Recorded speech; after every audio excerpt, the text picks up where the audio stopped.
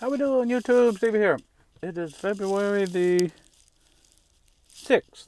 6th. If you ever wonder why I look over that way when I tell you the date, it's because I'm looking at my tablet right over there to see what the date is.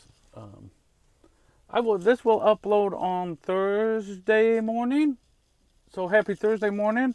Who knows what kind of catastrophes I've got in between the last video and this video.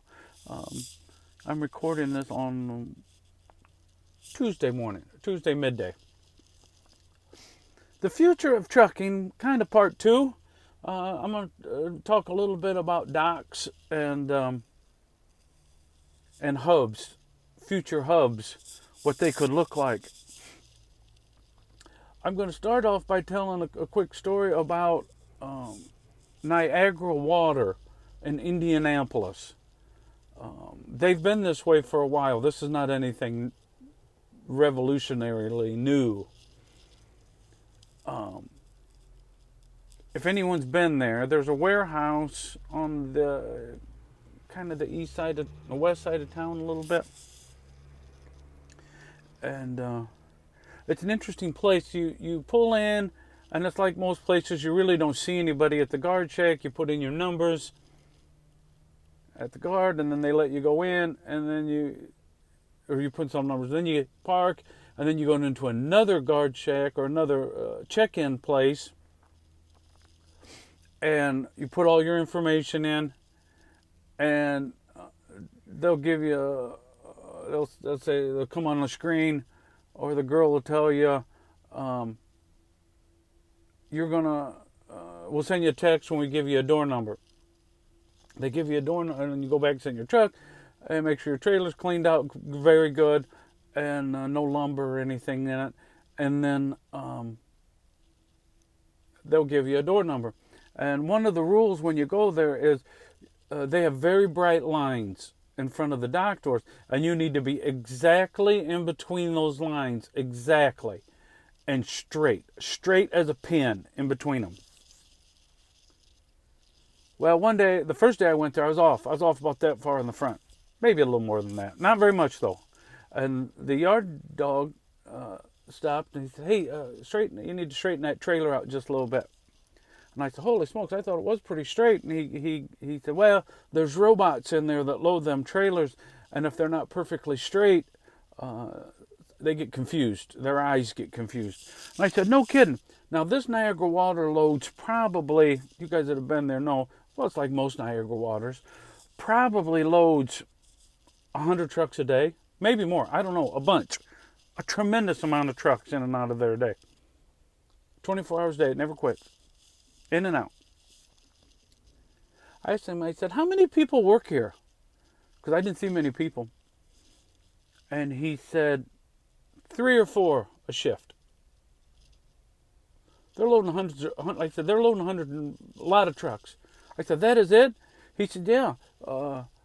Me, that included him, the guy at the gate," which there wasn't a guy, it was just a screen, but there was a guy in there.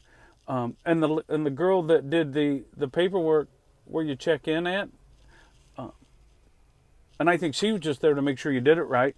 But in terms of loading and unloading trucks, all robot, not a person inside, not a person touched a skid, and that's how they move stuff around. This has been like this for a while. That is the future of our dock situation and our these freight hubs. Now, granted, your mom and pops are not going to have a robot probably. They're just still going to have somebody unloading and loading trucks. But these major organizations, the Walmart DCs, the Meijer DCs,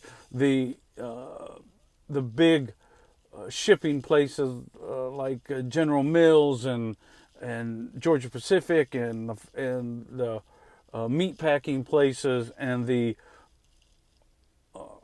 all of those places that get hundreds of trucks in and out a day. They're going to automate so quickly. I don't think we're going to realize how fast this is going to happen. You go to a rail yard, if you guys ever haul rail, God forbid if you ever had to, there's almost nobody that works in those things. You got the guys that load them onto the trailers, but that's about it. they're loading 1,000 trucks a day, and probably don't have 10 people that work there.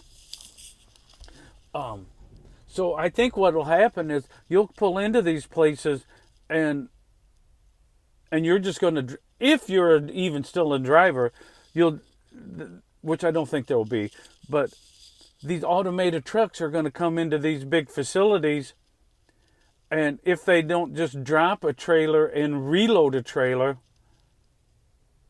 or grab another trailer and go back in continuous loop, they'll back up to a door, and you say, robots aren't going to be able to back up to a door. They won't. Elon Musk can make a booster rocket not only land on a barge out in the ocean. That wasn't efficient enough. Now he's got them to where it'll go back to where it launched from and just get grabbed by a grabber.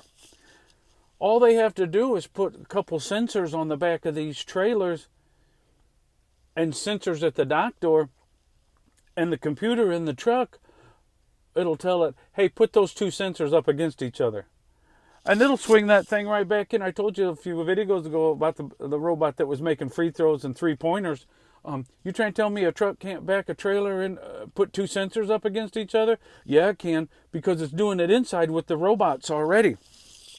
And you say, well, somebody's got to unhook and hook the trailers. No, they don't. They've had automatic, and this isn't new either, they've had automatic milkers on cattle, on dairy farms. A dairy cow will come in, a milk cow will come into a big rotating thing. There's nobody working in there. Robots hook the milkers up to the bottom of the teats on the cows, clean them off, put the dip on them, and hook the rope. Not a person touches it. Now they got somebody standing there, in case something goes haywire.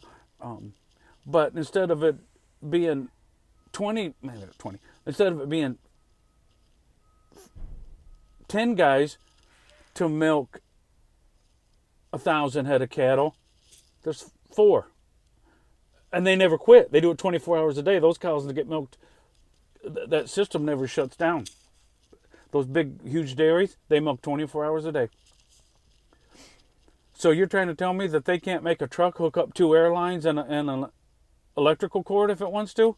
They can. They can do that already. They just haven't done it. And inside these warehouses, right now the dock workers inside these warehouses, how long before they're going to get replaced with a robot that, when you go to Menards, you go to Walmart, I don't know, I haven't seen them at Walmart. I've seen them at Menards. They're vacuuming the floor. They got the robot running around vacuuming the floor. Eliminated the cleaning lady or the cleaning people on the floors. They're not going to be able... they won't have forklift drivers anymore. They're all going to be robots. And the robot's going to unload it off the truck, put it right back on another truck, cross-dock it, or put it away. And that robot's going to work 24 hours a day, no holiday pay, no vacation, no retirement, and this is the big one, no health insurance. Robots do not need health insurance. And I don't know if anybody who's a company driver or just a regular driver realizes how expensive health insurance is for these companies. They can pay for the robot just for not having to pay health insurance and retirement. I don't know where, if you're just a regular worker bee, just doing your thing, working in a warehouse, loading and unloading trucks, where are you going to work at? They're not going to need you. Even if they just cut half of them out, that's a tremendous amount of people. There's some scary times coming ahead, and for being able to find work, and the trucking industry, and there's reason to be worried. Let me just say that. But anyway, put your comments down, what you guys think, how you guys see the future, and look forward to hearing from you, and what you're seeing, and the way you think things could happen. And God bless everybody. We'll talk again soon.